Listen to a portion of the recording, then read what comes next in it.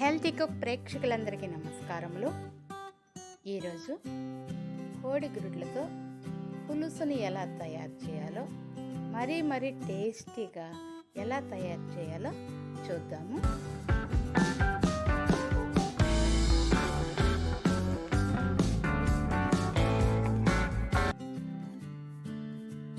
ముందుగా మనము కోడి గుడ్లను ఎన్ని కావాలన్నీ ఉడకబెట్టి ఉంచేసుకుంటాము.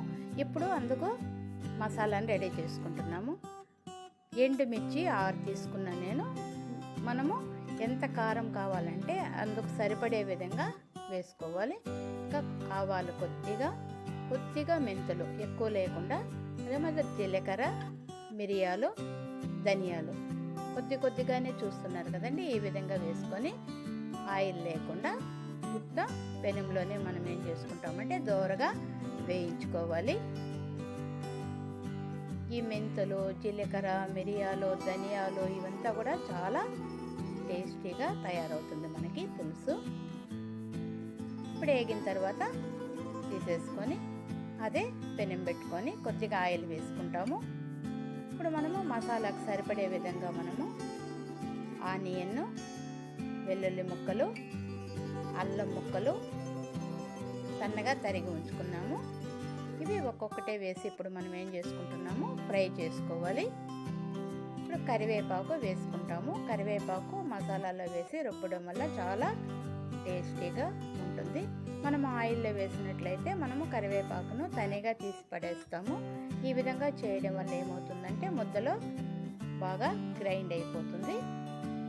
టేస్ట్ చాలా బాగుంటుంది.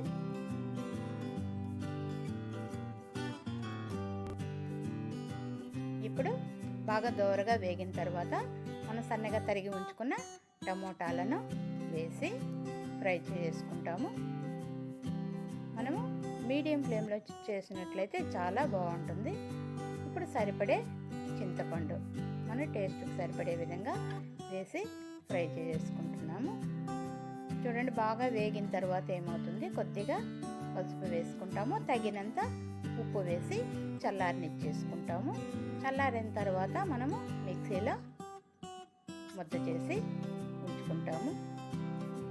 మనకు ఎగ్స్ అంటేనే మనకి కుర్మాగానో, తాలింపుగానో, లేదా ఆమ్లెట్ గానో, ఇంకా మనము రైస్ కానీ ఈ విధంగా చేసుకుంటాము. ఈ విధంగా పులుసు వేసి చేసినట్లయితే ఇది ఒక టేస్ట్ బాగుంటుంది.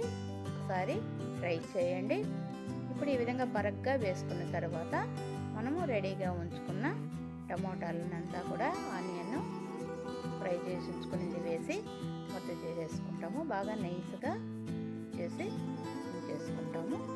ఇప్పుడు రెడీ అయింది. ఇప్పుడు మనము ఒక పెనం పెట్టుకొని ఆయిల్ వేసుకొని, ఆయిల్ వేడెక్కిన తర్వాత ఆవాలు వేగిన తర్వాత బాగా చిట్టుపట్లాడిన తర్వాత కొద్దిగా ఆనియన్ ముక్కలు సన్నగా తరిగి ఉంచుకొని ఫ్రై చేసుకుంటాము. ఇప్పుడు కొద్దిగా కరివేపాకు వేసుకుంటాము. వేసి బాగా దోరగా వేగిన తర్వాత మనం రెడీగా ఉంచుకున్న మసాలా ముద్దని వేసి కలిపేసుకుంటాము. ఇది మనకు గట్టిగా కావాలనేది, పలుసగా కావాలనేది మనం చేసుకునే టిఫిన్కి కానీ రైస్కి కానీ సరిపడే విధంగా చేసుకోవాలి. ఇంకా మనం పలుసగా కావాలంటే కొద్దిగా వాటర్ ఎక్కువ వేసుకుంటాము. గట్టిగా ఉండాలనుకుంటే కొద్దిగా వాటర్ వేసుకొని గట్టిగా వేసుకుంటాము. మన టేస్ట్కి సరిపడే విధంగా వాటర్ వేసి ఒక 2 నుంచి 3 నిమిషాలు మీడియం ఫ్లేమ్లో పెట్టి ఉడకనిచ్చేసుకుంటాము. ఈ లోపల మనము ఉడకబెట్టి ఉంచుకున్న ఎగ్స్ని ఏం చేసుకుంటామంటే బాగా పొట్టు వేసుకొని ఘాట్లు పెట్టుకుంటాము. ఈ విధంగా ఘాట్లు పెట్టడం వల్ల ఏమవుతుందంటే లోపల వరకు పులుపు, కారము అంతా కూడా బాగా ఎగ్స్ లోపల వరకు బాగా ఉడుకుతుంది. చాలా టేస్టీగా ఉంటుంది. మనం డైలీ పిల్లలకు ఒక ఎగ్ ఇవ్వాలనుకుంటాం కదండి. ఒక్కొక్క రోజు ఒక్కొక్క మోడల్గా చేసి మనము ఇవ్వచ్చును. ఒకరోజు ఈ విధంగా చేసి ఇవ్వండి, ట్రై చేయండి. చూసారా, బాగా పులుసు రెడీ అయిపోతుంది. ఇప్పుడు బాగా ఎగ్స్ పులుపు దిగేదానికి ఒక 2 నిమిషాలు మూత పెట్టి సిమ్లో పెట్టి ఉడకనిచ్చేసుకుంటాము. బాగా ఉడికిన తర్వాత ఇప్పుడు ఏం చేసుకుంటామంటే స్టవ్ ఆపేసుకుంటాము.